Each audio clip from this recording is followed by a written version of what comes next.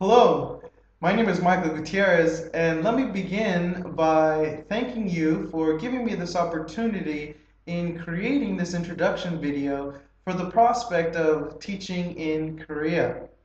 I have heard great things about Korea through friends and colleagues who have taught there, and from their reviews, they have told me, Michael, you must come to Korea. You're going to love it here. You're going to love the students. You're going to love the schools. You're going to love the culture, which I would say is one of the biggest motivating factors of me going. Upon my research, I also found out that Korea offers great packages for foreign teachers.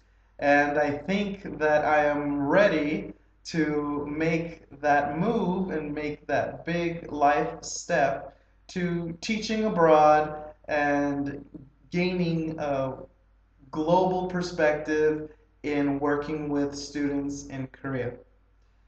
But aside from that, let me begin by talking about myself. I am 28 years old. I am a United States citizen, born and raised in California.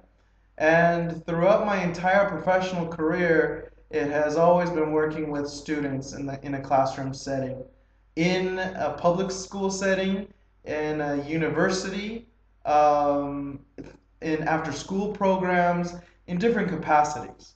But let me begin by talking about my own education first. In 2007, I graduated with a bachelor's degree in sociology.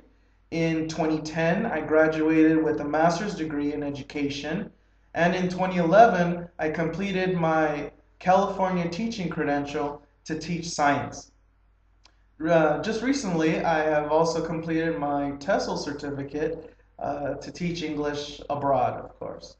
Throughout my entire education, I worked as a tutor, as a substitute teacher, as an actual teacher managing my own classroom. I've also worked at the university managing a grant at an administrative level, working with orphans through an academic program. Um, I've also just recently have had the opportunity to teach English in Italy. Italy was a great experience for me. It challenged me with everything that I knew as a teacher from California and applying it here in Italy in a different system, in a different curriculum. But in the end, I would say that it was a very successful experience.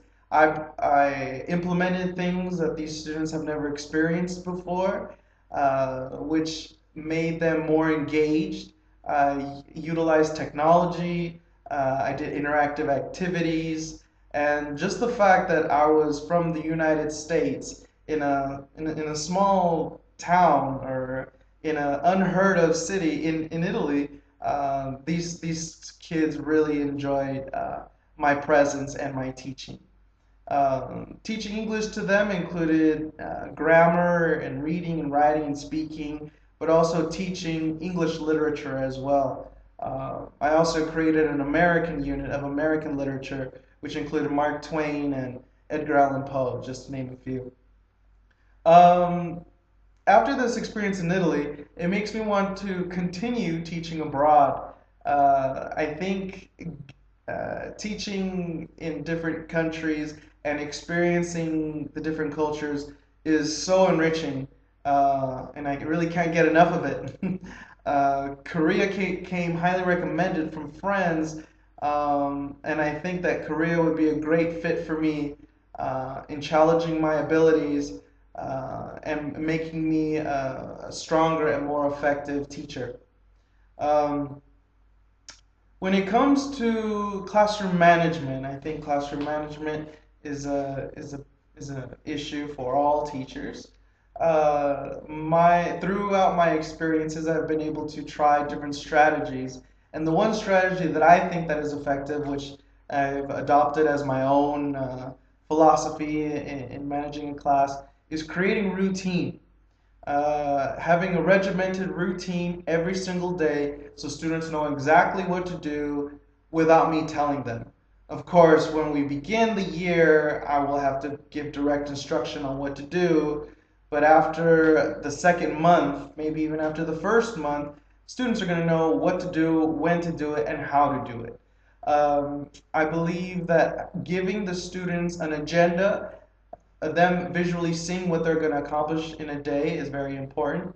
And by having this structure, the structure is very important, you minimize children or students misbehaving, being disruptive, and things of that sort. When it comes to students who may spoil a lesson or disrupt a lesson, it is important to refer to our own classroom rules, which I will create with student input. I think that's important.